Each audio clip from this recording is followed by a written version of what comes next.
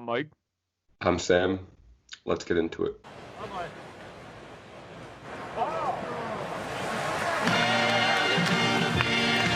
Dr. Anthony Fauci. Welcome to episode 36. We finally made it. We finally made it to sports after 5 months of watching rerun games, just ESPN making up random stories. We finally made it to live sports. We had MLB baseball opening day and we had some NBA expedition. So we're not quite there for the NBA regular season, but we had some expedition games, which were quite competitive in most of the games. But without further ado, let's get right into it. The MLB season, 2 games last night.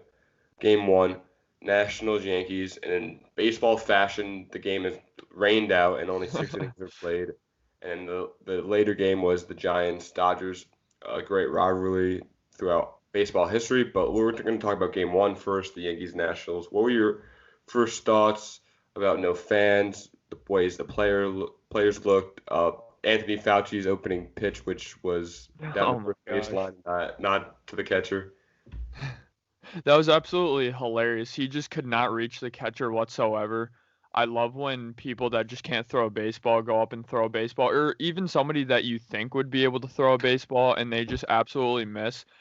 I feel like there's so much pressure and so many quote unquote eyes on you, but I mean, now you have no fans, so Yeah. no excuse. Maybe you get a little nervous in front of the MLB guys, but it was so nice to just see baseball being played. But I was kind of surprised they didn't kind of cover the national stadium with like a huge tarp so that no seats were kind of visible. That's the kind of approach that we'll get into a little bit later with the NBA, but it's kind of the approach the NBA kind of took.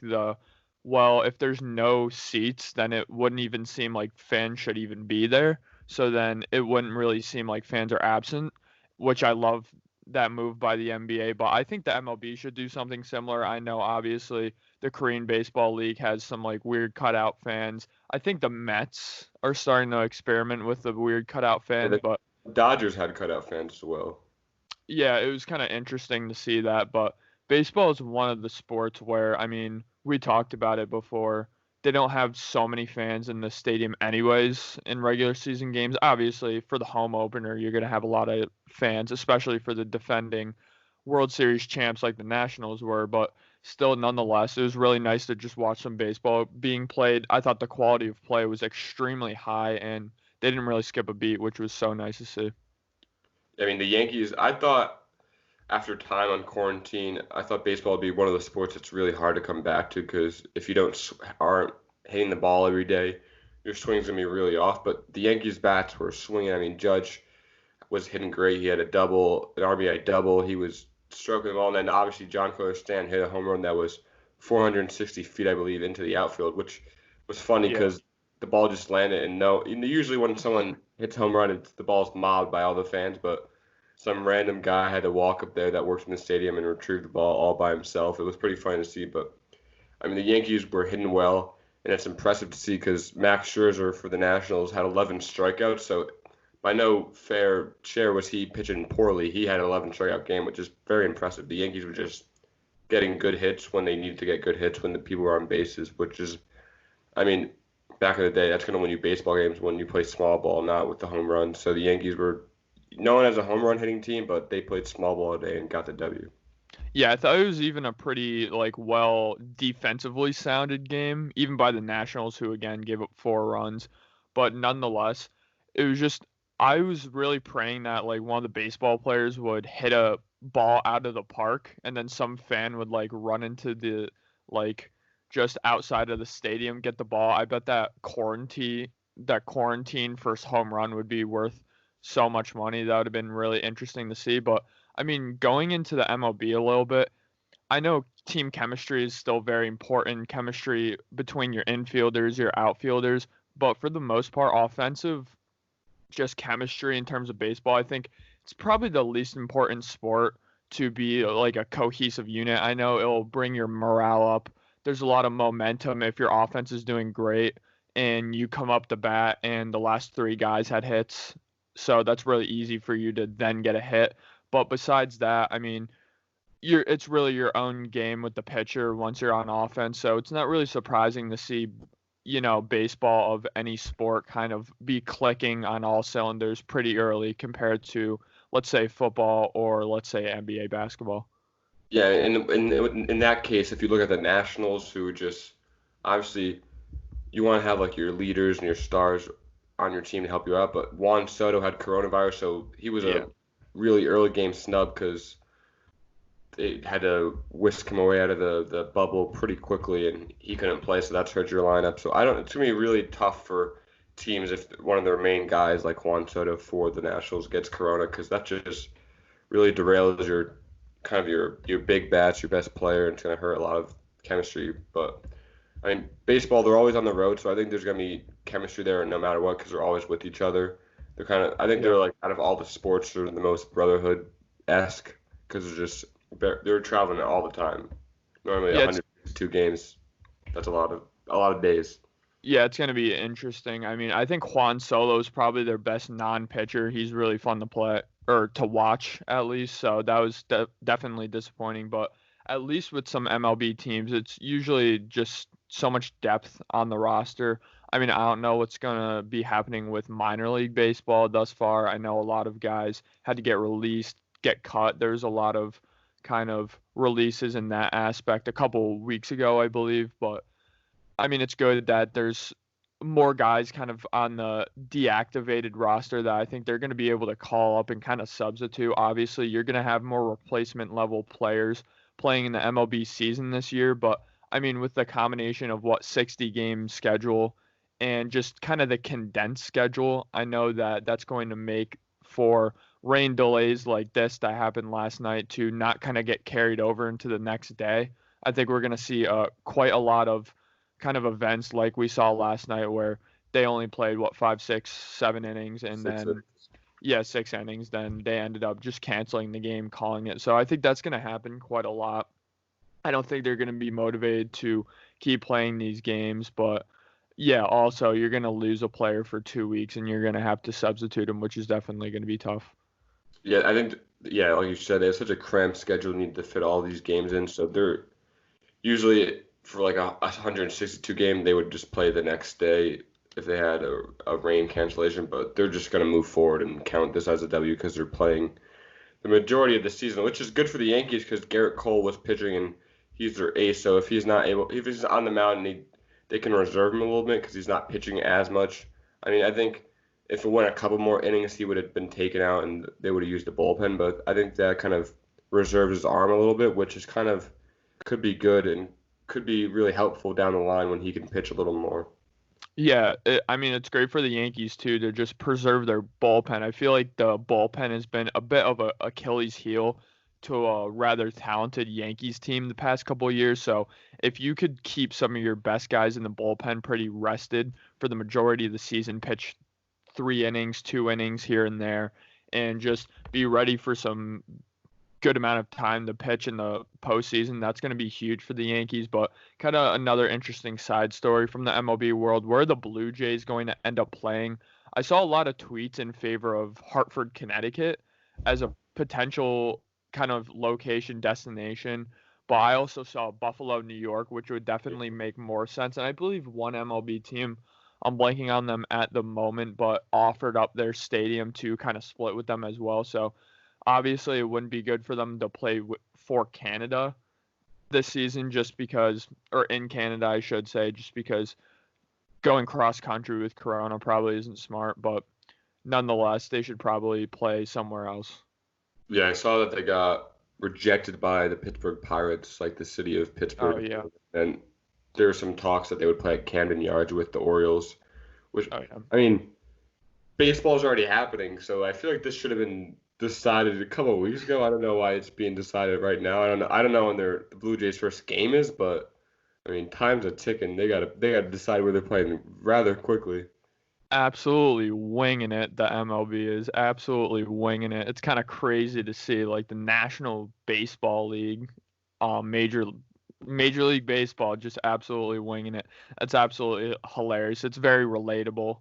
It's like writing the paper the night before it's due. I mean, the MLB is completely just on that time crunch here. So I don't know. Are they gonna play like 50 home games until they finally get approval from some Yeah. city.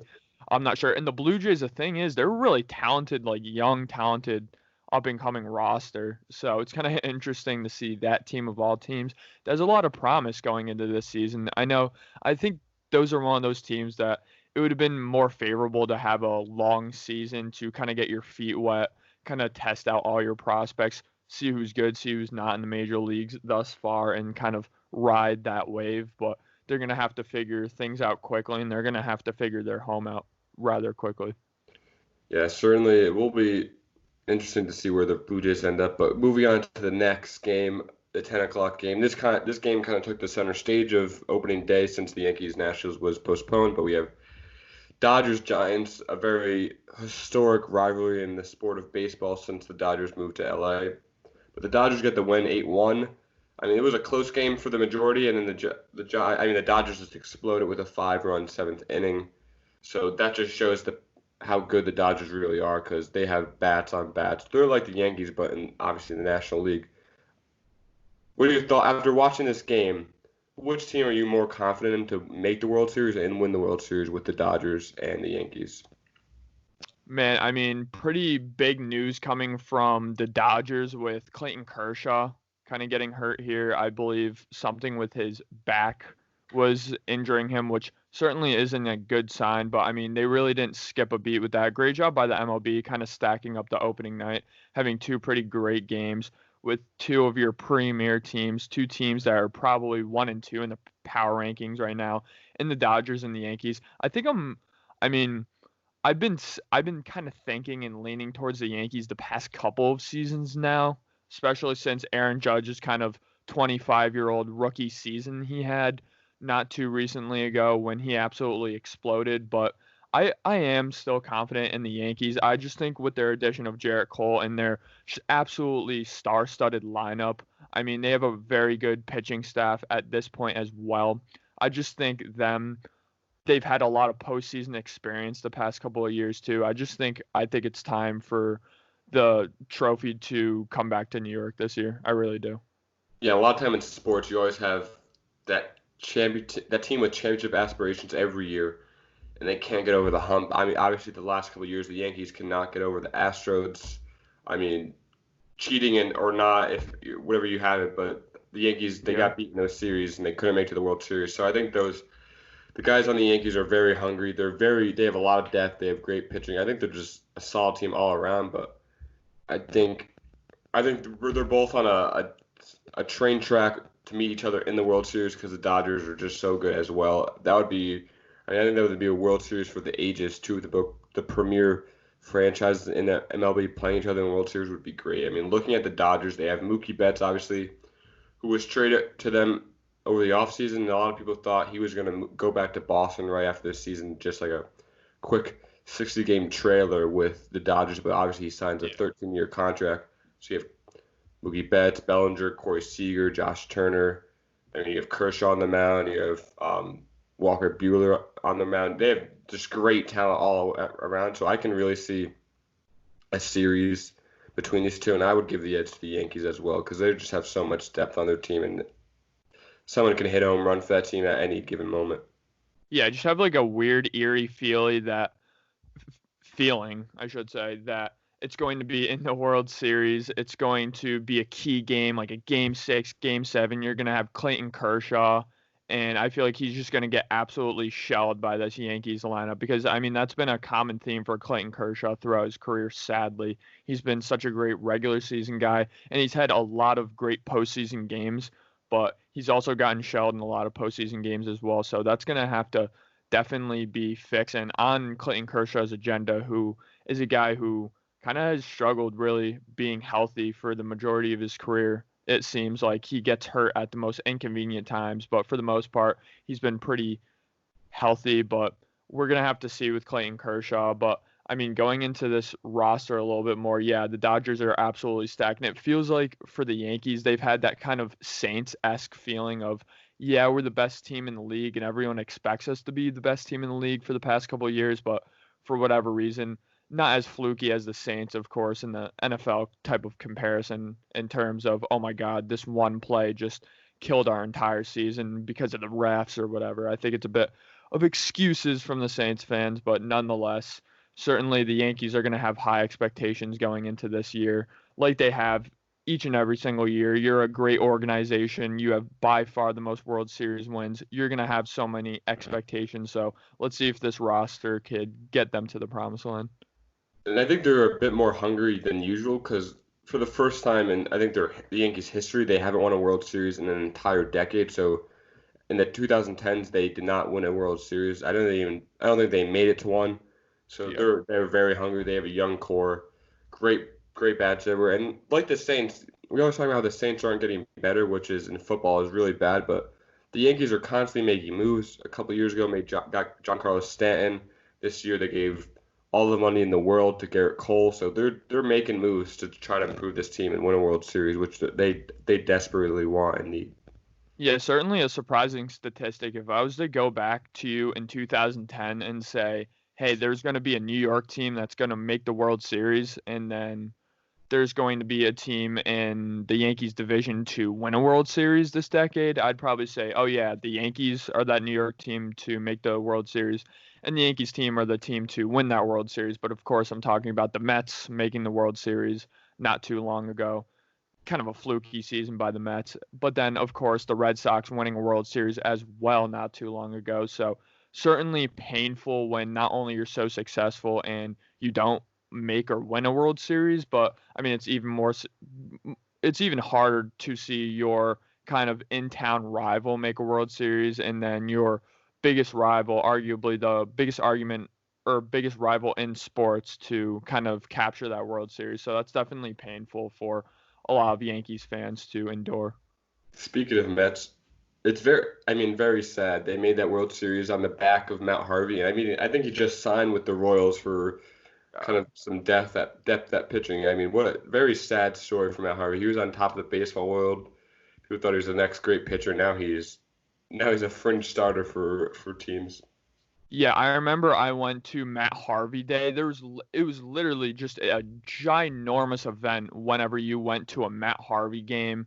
There would be just so many things being given out like Batman capes, things of that nature. Just I mean, Matt Harvey was so hyped up and he was so great in that season. He was so successful. They had by far the best pitching staff, the best starting rotation, I should say, in the entire league. I mean, they were just hitting on all cylinders. That was such a talented team. You just kind of knew. We didn't even kind of need hindsight to tell that that Mets team was kind of a one and done World Series kind of type of contending team, which is just really sad. He ended up kind of getting injured, going to the Phillies. He played really bad with the Phillies, and then yeah, I mean he's going to be hanging around the league, I think, for the next couple of years, but certainly is never going to be that star pitcher that I mean he really could have been for a consistent amount of years. Ex-Yankees fan, mind you not.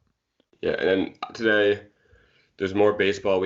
Speaking of the Mets, we have the Mets Braves, which is gonna be a good game. What's your prediction for that game? Mets or Braves with the dub? I definitely think the Braves are going to win that game. The Braves, I mean, they just consistently last year have been the better team, and I think they got slightly better in the offseason for sure. The Braves are a really good turnaround story where, I mean, they're the bottom feeder of the MLB. Seemed like for a couple seasons here in the 2010s, but then they really turned it around last season, which was really nice to see.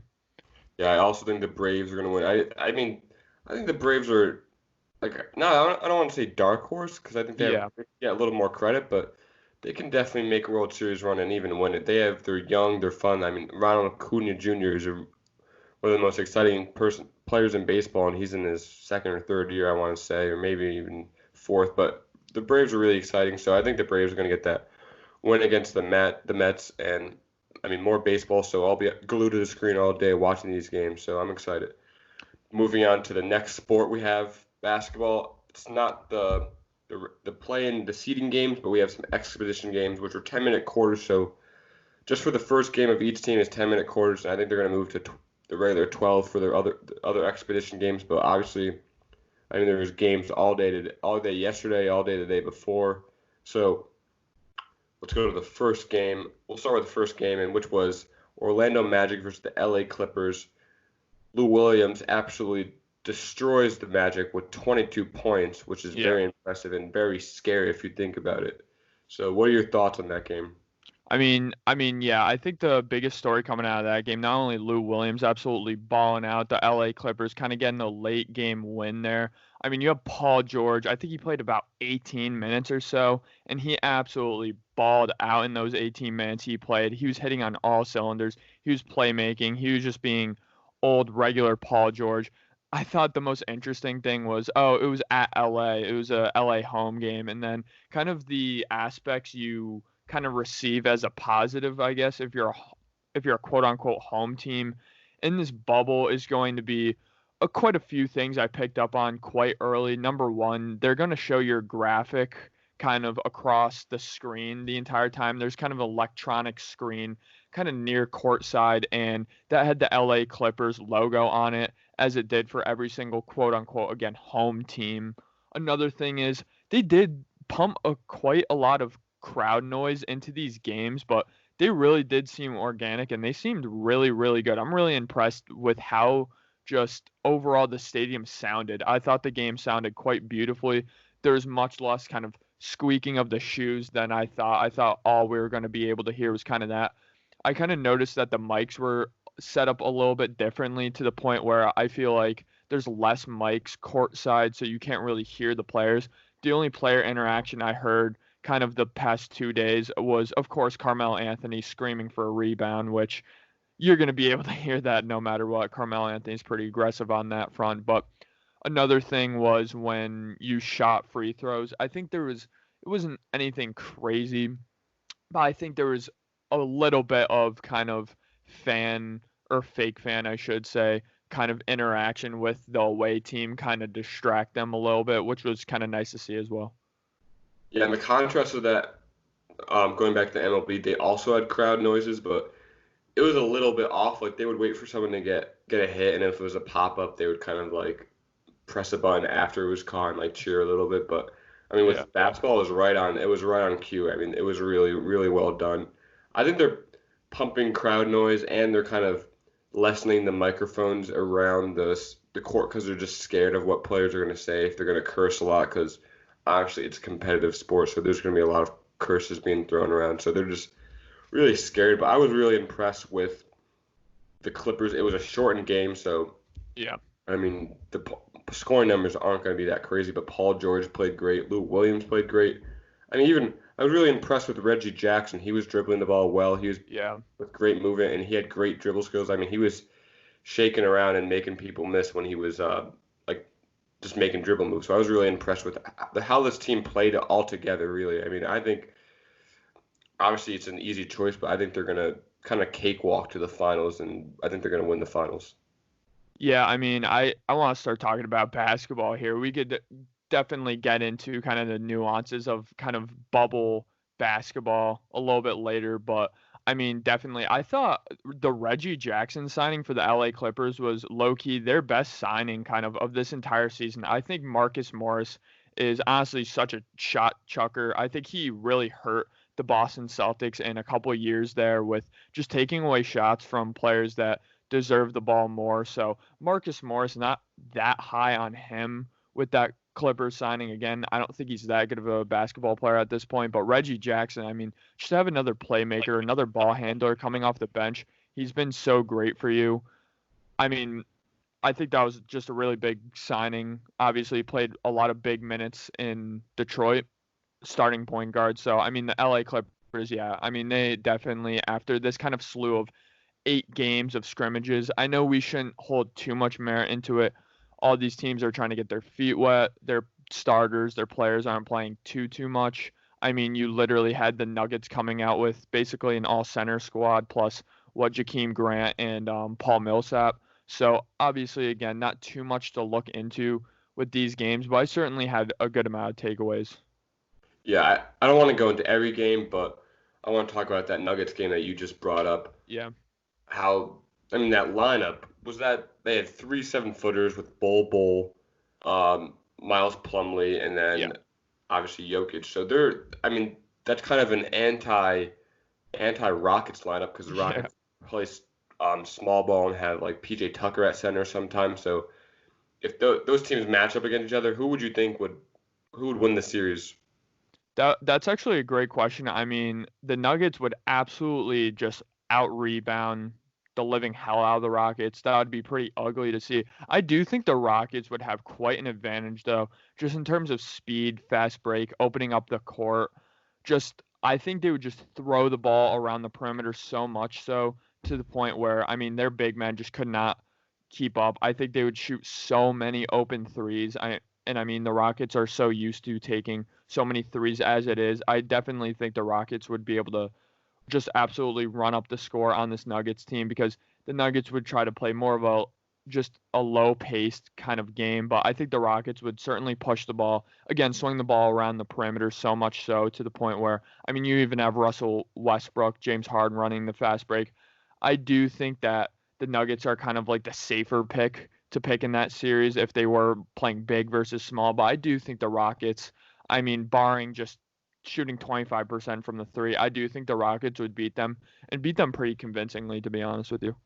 Yeah, I completely agree. I think size versus speed. I think speed would win a lot of the time. Yeah. I mean, James Harden is so quick with the ball. He has so many dribbles in his arsenal. I think he just would be a tall defender no matter what because he can just fake them out. And I think just they're not gonna the Nuggets aren't gonna get every rebound that came their way. There would be some lucky bounces to the Rockets. So obviously it's gonna be in the Nuggets' favor, but it's not gonna be completely like 100% to 0% for rebounding. I think the Rockets would get some rebounds. So I just think speed also with Russell Westbrook, he's just so fast with the ball and so ferocious that he will finish around the rim. So I think it would be a close series really, but I think the Rockets would come out in favor. Yeah, certainly. Me too. I mean, you have a lot of guys on the Rockets too. Some pretty small guy, Daniel House. I mean, PJ Tucker, that are really used to guarding just really big guys. I mean, I think the Rockets would end up just stacking the paint, crowding the paint, and just daring guys like Paul Millsap, Jakeem Grant again, Bull, these guys that even the Bobo. Joker, yeah, Bull, even guys that shoot a pretty high percentage from the three, but at a very just low clip, a low rate. I mean, it's kind of like the Al Horford effect where, yeah, you can shoot 40% on threes, but you shoot one a game. So we're going to dare you to shoot all game, and we're going to see how good of a shooter you are. And I certainly think that would be pretty disastrous for the Yeah. Nuggets.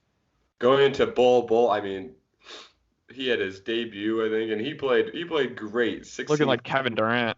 yeah, 6 blocks, 10 rebounds, and immediately drug tested after the game, which I think is pretty funny. But I mean, he played really good. I was scared about his slender build because he is so skinny. I mean, just being his height, it's going to be really hard to put on weight and look bigger. But I mean, he played really well. I think this is going to be a useful tool for the Nuggets and their utility belt for in the future because a lot of people talk about, oh, he's just going to be a G League player most of his career because he's just so skinny. But, I mean, he showed them that he really is going to be able to perform well in the NBA. He looked exactly like how he looked in high school, how he looked at Oregon in college. I mean, he looked really great out there. Again, let's not hold too much merit into some of these games. I think I'm going to turn on to YouTube today and see, like, why Bol is the next MVP just because he played, like, one good scrimmage game. I'm sure people are going to jump to that conclusion, but I'm really bullish on Bol. I really like him. I think he has such a good game. He has such just high basketball IQ. He really knows, and I know his dad really hammered this home to him because I know we just see Manu Bol, oh, this tall guy. He liked shooting. He liked having a full arsenal of a game. He liked kind of trying to integrate the skills of a point guard. Now, his dad wasn't too able to do that, but Bol certainly throughout his basketball career thus far has been able to do that. So Bol is certainly a guy to watch in this bubble. I mean, it's going to be really interesting because an aspect of the bubble I haven't really been seeing talked about is these guys essentially had an off season, and we think of so many guys having a jump in a 3-month period. And I mean, that's kind of what this quarantine has been. It's been the length of an off season. So again, so many guys make that jump from one season to the next. So it's going to be interesting to see some guys take a really big jump, but one guy that certainly won't take a jump is Kyle Kuzma, but we'll get into that a little bit later. Yeah, and I'll talk about one Bobo quickly, and then we can get into a different game. But his reach is insane. I mean, someone just took a pull-up jump shot from the free throw line. He just was easily able to block them, and I mean it was a small play in the game, but that play stuck out to me the most because the guy was taking a normal jump shot that doesn't get blocked normally, and he just stuck his arm up and blocked him so easily, which is just I was in awe for a couple of seconds after that. But out of the other games that happened yesterday and the day before, which other game would you like to talk about? Stuck out to you?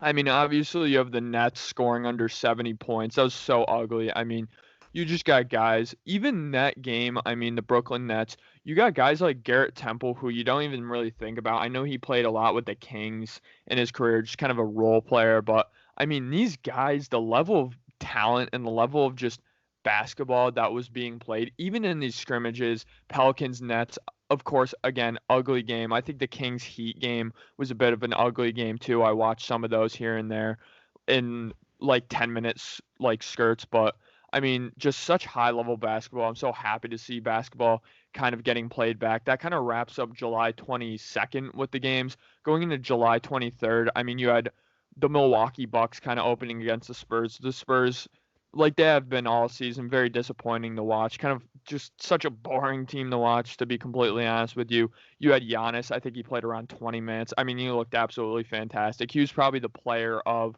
the Yeah. first 8 scrimmages, the best player. Really big news. Giannis's brother got dunked on into concussion protocol. Yeah, that was hilarious. The guy that dunked on him, I'm honestly blanking on his name. He's a very no-name player. He got a taunting, like technical. Honestly, hilarious. That's It was really funny. the I thought it highlight was of his career in preseason basketball. That was the highlight of his whole basketball career. he's gonna be showing his kids that when he's like 60, and that's gonna be like a weird explanation to like the This was, kind of setting that is. But this was the anyways, NBA Finals. This was the NBA Finals Game 7 for the win, and he's gonna show him that. and this was reigning MVP Giannis Antetokounmpo just dunked on. That's all you need to see. You just need to see the name on the back of the jersey. I'm not even like when I saw his name, I'm just like it's Giannis's brother. I'm not even gonna like we all learn Giannis Antetokounmpo. That's enough. Like we don't need to Kostas Antetokounmpo. That's pretty easy too. But Kostas isn't the one that got dunked on. Kind of makes me nervous for the Lakers. Like low key, like is their brother going to snitch on them when it's like the NBA Finals? Like, oh, this is what LeBron's doing the night before the finals. I hope that doesn't happen. I was kind of thinking about that when I saw that Kostas was called up for like the kind of Orlando bubble team. But getting into some of these games again a little bit more, CJ McCollum looking like Carmelo Anthony on the Knicks with the missed dunk. He kind of front rimmed a dunk and then he got kind of sunned by the rim. And then when he got up, he was just absolutely cheesing, which was funny to see.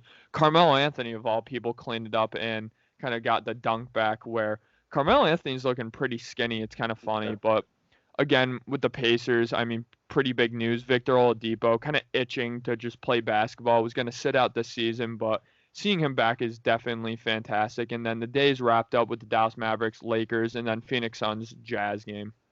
Yeah, I wonder if any players are gonna pull a Victor Oladipo and kind of be watching the games on TV and be like, all right, I gotta get back out there. I'm just itching to play because these people are competitive freaks. A lot of them. The reason they're in the NBA is because they're so competitive and they want to be better than everybody else. So I wonder if we're gonna see some more Victor Oladipo cases in the future. Yeah, certainly. I hope for a team like the Brooklyn Nets. I mean, that seems as though you have some players that are eligible that are just sitting out. Definitely the Washington Wizards as well. I mean, it kind of sucks that the two kind of 8 seed contenders for the East are these teams that are so depleted. It's going to be pretty painful watching the Washington Wizards and certainly the Brooklyn Nets play with their kind of no-name squad. Yeah, the Nets were just completely gassed. I mean, they could not buy a bucket. It was bad to watch, but unfortunately, I think they're gonna make the playoffs somehow because I think the Wizards are so far removed from the 8 spot. So I think unfortunately we're gonna see the no-name Nets squad in the playoffs. But if they end up in the 8 seed playing the Bucks at the 1 seed, I think that's gonna be the easiest series for the Bucks they can possibly play. I think it's gonna be Yeah. just a cakewalk in 4 games. Yeah, I mean, I don't see a world where they don't absolutely just sweep them, winning 4 games, but I do see a world where the Brooklyn Nets go 0-8 in the regular season and make the playoffs. I truly, truly believe that is a high possibility. I genuinely believe that is going to happen. That would be my prediction. I think the Wizards are going to end up winning maybe 2 games. I mean, this is going to be ultra competitive basketball. Even looking at these scrimmages, these are very competitive basketball games. These teams were out here. I mean, obviously, you kind of want to get your bearings. That's kind of the purpose of these scrimmage games. But these teams were flat out there trying to win games. Yeah, and going into the Mavericks Lakers game, I know you're itching to get into that game. Yeah. Itching hard, but the main storyline is Seth Curry. You heard that right, not Steph, but Seth Yep. going 8 for 8 from the field, 6 for 6 from 3-point land, and scoring 23 points. So, I mean, a lot of people are like, he's just Steph's younger brother. He's not as good. But, I mean, that was just – I know it's preseason. We got to preface everything we're saying here with just preseason, just expedition. But, wow, he was very impressive and had a sweet stroke when he was shooting it. I mean, hell, Seth Curry is a guy that looked great for the Portland Trailblazers in their playoff run last year. Hell, even matched up against Steph Curry and played pretty all right defensively against Steph. But I mean, with Seth, is he as good of a shooter as Steph Curry? No, but I mean, I would call him a top 10 shooter in the NBA right now. And with Seth Curry, it's always been a mental aspect of his game where he has it. It looks like he's a really good basketball player. He could be that 18 point per game scorer just off of how great of a shooter he really is. But he's really just a pass first type of player. I mean, he's a very off ball player, but he does like swinging the ball around the perimeter. His pass usually isn't the one to lead to an assist, but if there was that kind of hockey assist metric in the NBA or in the NBA as there is in the NHL, I think he would have a lot of assists per game because he's always that guy, again, to swing around the ball. So it's really nice to see Seth Curry just actually being more tenacious, more aggressive, kind of just letting the ball fly. And yeah, he was looking really great last night for the Mavericks and was definitely ultimately the reason they pulled away, I think, by 4 points at the end of the game. But score is a bit deceiving. I think the Mavericks were beating them pretty good, and then the Lakers kind of had some late buckets in that game. Yeah, if Steph Curry can kind of keep this up and keep up high volume scoring, I mean, I think it would really help the Mavericks out. They lack a lot of depth on this team, and a lot of just good basketball players outside of Porzingis and Luka Doncic. So Seth Curry can kind of become that third guy for them and score at a high clip each game. I think it would really help them out with being kind of a higher caliber team. And if they make some moves in the offseason, get some more depth on the team, they can really rise the ranks on the Western Conference side of the playoff teams. Yeah, certainly. I do think Dwight Powell, a guy that went down with a torn Achilles this season, I think he was a guy, one of the key guys kind of going into Orlando you wanted to see and play well because I think he's one of those guys when he's clicking for them at the center position, when you have Kristaps running at the 4, I think he's a very valuable basketball player. You can even stretch the floor a little bit. He's just a very crafty basketball player at that center position. So definitely just kind of missing Dwight Powell there. That's kind of what I got out of watching the Mavericks a little bit. But going into the Lakers, it's never been more apparent that the Lakers need a third good player. They don't need a third all-star. They don't need a third 25-point per game scorer. They flat out need a third good basketball player like a Tim Hardaway Jr., someone who the Mavericks have alongside of Kristaps Porzingis and Luka Doncic. Again, like a Lou Williams, somebody that could just create, somebody is going to get you around 18 points per game and just kind of be your third scorer alongside LeBron James and Anthony Davis, even a third defender to be alongside LeBron James and Anthony Davis. I mean, it just proves to me this scrimmage game. I know, again, we can't jump to conclusions here, but Jeanie Buss and the Lakers organization, quite honestly, has been one of the worst run organizations in all of basketball, in my opinion, in the 2010s, going into 2020s. Again, I talked about this last podcast, kind of ruining the end of Kobe Bryant's career, just surrounding him with awful talent when the Chris Paul trade went through. And again, I mean, this team is so shaky. LeBron playing such high minutes. When LeBron wasn't playing on the court, you had just nobody that could take up the ball, nobody that could create. I mean, you had Quinn Cook, who, I mean, for a point guard, he's a below average kind of handler of the ball. below average playmaker. I mean, you had Kyle Kuzma taking up the ball, which if you watch Lakers basketball, that won't surprise you a little bit. For a power forward, type of small forward, he does take the ball up quite a few amount of times. I think he shot 4 for 13.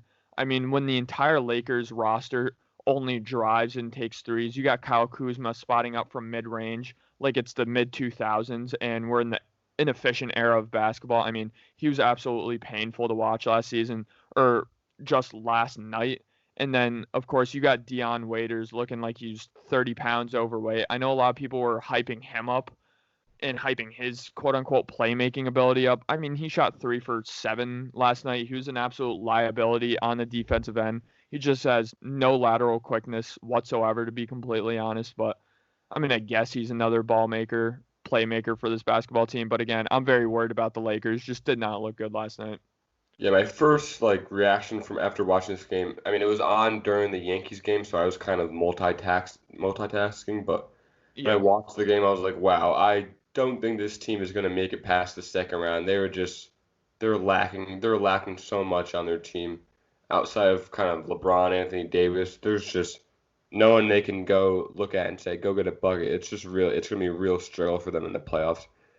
I mean, I think in the first round, even with a lower seeded team, I know they're the 1 seed, but I mean, if they played someone like the Grizzlies, I see the Grizzlies kind of even taking them to 6 games and not going to be a cakewalk for these Lakers. It's going to be a real struggle right off out the gate in the playoffs for this team.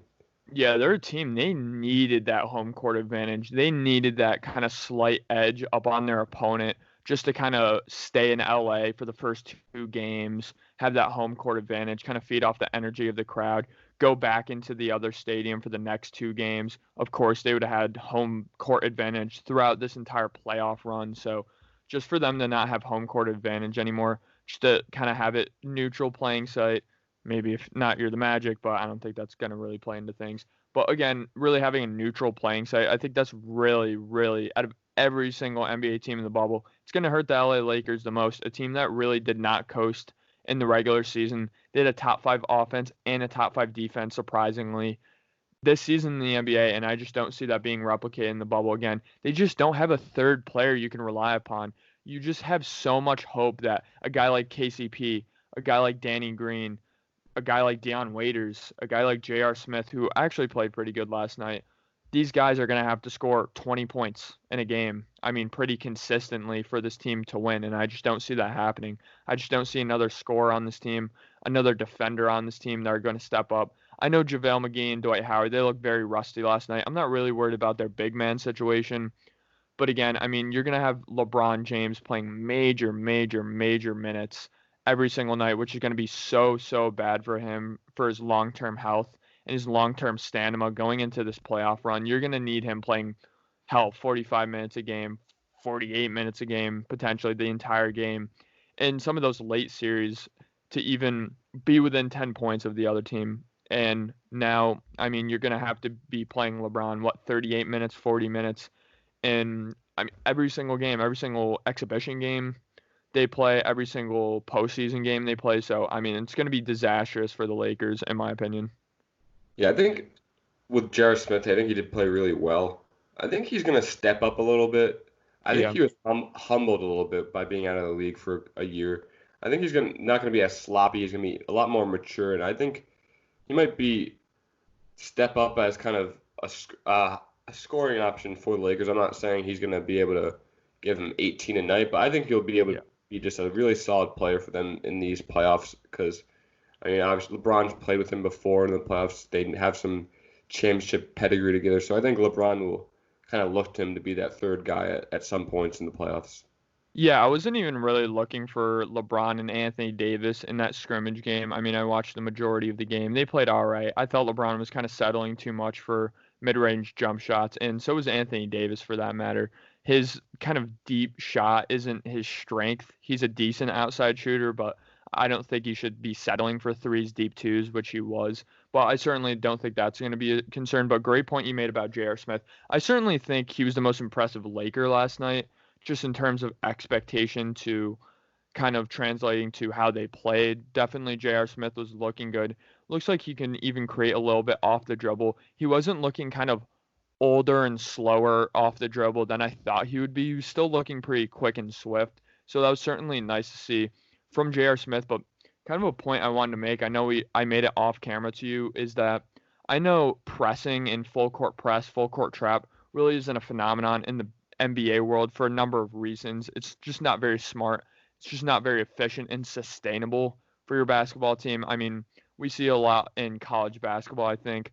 Kind of the trap is implemented. We see a lot in high school ball, a lot in AAU ball.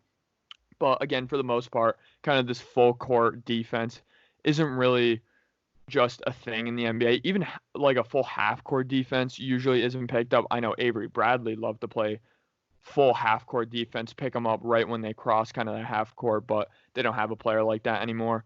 But kind of getting into the point I wanted to make is that if I was an opposing team, I mean, I would watch this Lakers film from this scrimmage real quick and just be able to point out that A, their ball handler is their best player, and you can tire him out all game if you press him all game in LeBron James.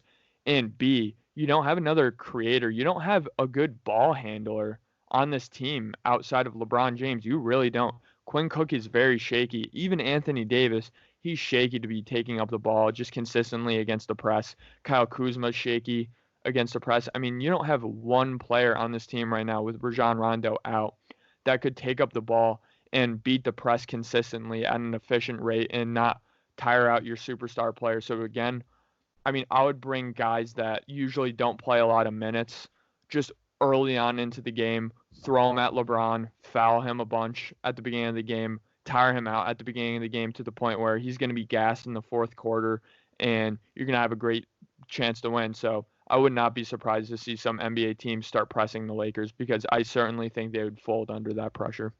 Yeah, I think that would work a tremendous amount. I mean, just pressuring them, you would get so many free points off steals, poor passing, and just the Lakers just becoming sloppy because they're just desperate to get the ball over the half court line. But yeah, with LeBron being the main ball handler, I think that Rondo injury becomes a lot more apparent how they're going to miss Rondo so much more because they have no one else to handle the ball really at a stable level. I mean, like you said, Quinn Cook is shaky, Kyle Kuzma is shaky. Everybody else on this team is shaky besides LeBron and if Rondo was in the lineup. But I'm just really just gonna be a lot of struggles for the Lakers, I think.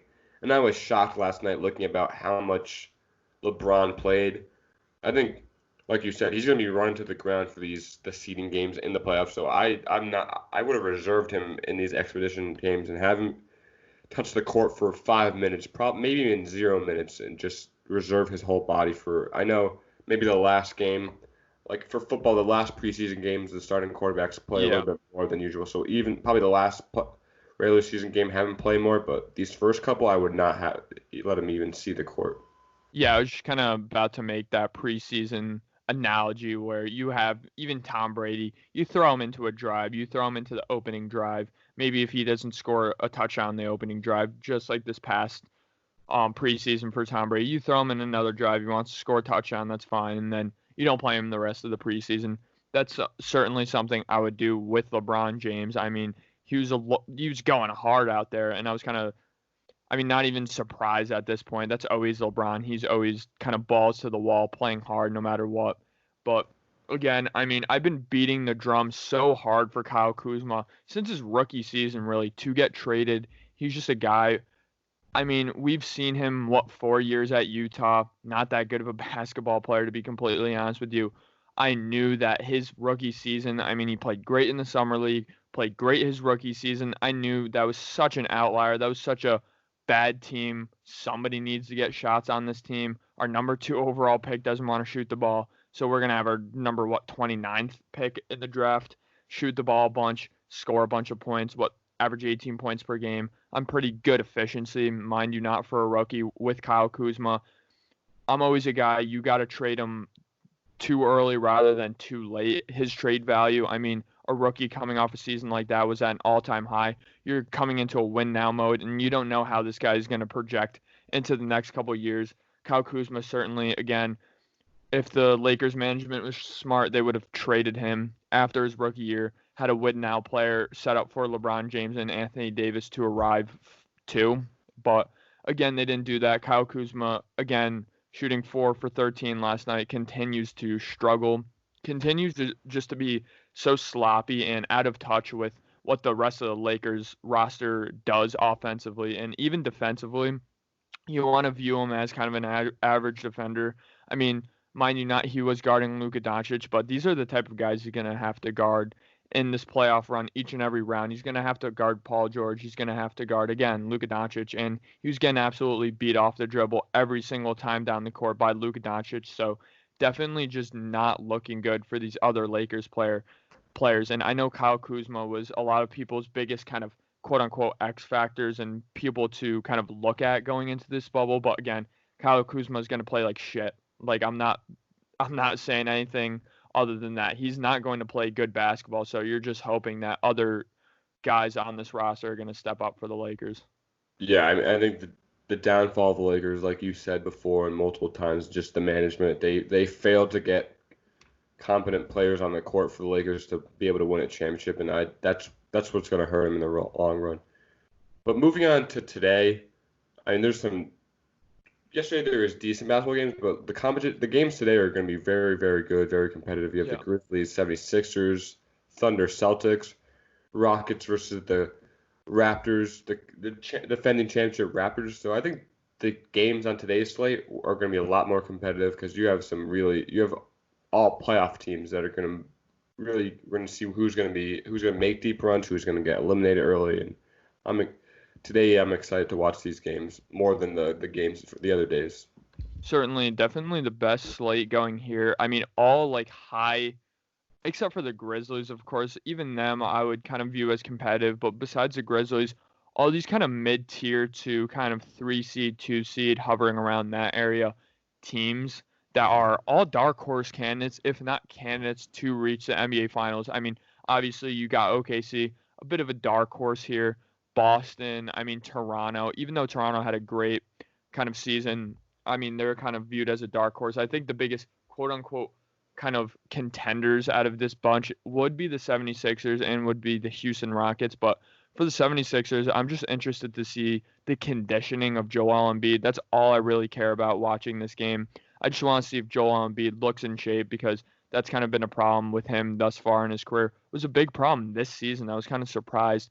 Usually the conditioning and stamina of a player kind of catches up to them in the postseason, but even this season, it looked like Joel Embiid just was not in shape. So I'm really interested to see with Joel Embiid on that front and kind of interested to see how the Houston Rockets are going to look with the small ball lineup. Again, I think it's going to be ugly. I don't think they're going to win this Raptors game. I think they're going to be very experimental in this scrimmage. I think I would not be surprised to see them lose by 20 points, to be completely honest with you. You're going to have Russell Westbrook. He made some very concerning comments to me, at least in the comments, or in the media, because he said he hadn't picked up a basketball in like a month, 2 months. I mean, that's like, dude, you're a bad shooter. You have a high motor, but you're a bad shooter. If anybody should be practicing your shot in the quarantine, it's Russell Westbrook. So certainly not a good look for the Rockets there. I think he's going to play like 5 minutes or so. I don't even think D'Antoni wants to play him. He's kind of alluding to that in the presser, but of course he said he's not going to hold them back if he does want to play. So I'd expect some minutes out of him, but I mean, they're going to rest their players and they're going to shoot 35 threes a game, and we're going to see how the Rockets look. They're the most interesting team in the bubble, in my opinion. Yeah, I was just going to say a quick rapid fire. Who do you think is going to win each game? I was going to say the Grizzlies are going to win, Thunder, and probably the Raptors. Yeah, looking at it, I definitely think the Raptors are – I definitely think they're going to win. I mean, they just have so much depth. They're going to have guys playing major minutes who are good contributing basketball players. I mean, most of these teams can't say that. Even the great teams can't say that in the bubble here. Who would you say was going to win the OKC Boston Celtics game again? I think the Thunder are going to win. I think the Celtics are going to kind of sit most of their starters. They're not going to play a lot. And I think the Thunder are going to have their kind of more key players involved more of the game just to have them on the court. So I think the Thunder are going to win. Yeah, I certainly agree with that as well. They just have more depth on their roster, kind of 1 through 12, 1 through 13. I think they're just flat out a better basketball team than the Boston Celtics in that aspect. Maybe if you're talking about the 5-on-5, your best five, my best five, maybe the Celtics could challenge them in that and even be a better team. But certainly I do think the Thunder are going to win this game, kind of more of a veteran team. And I feel like thus far these veteran teams have been the ones winning these games in the scrimmages, kind of more prepared. But then, of course, I do think the Grizzlies are going to win as well. So I think I'm going to have a similar prediction to you where the Grizzlies are going to win, the Thunder are going to win, and the Raptors are going to win. Thank you, everybody, for listening. Let us know if you're going to watch these games tonight, if you're going to watch MLB baseball. But we hope you enjoy this episode, and we'll see you in the next one.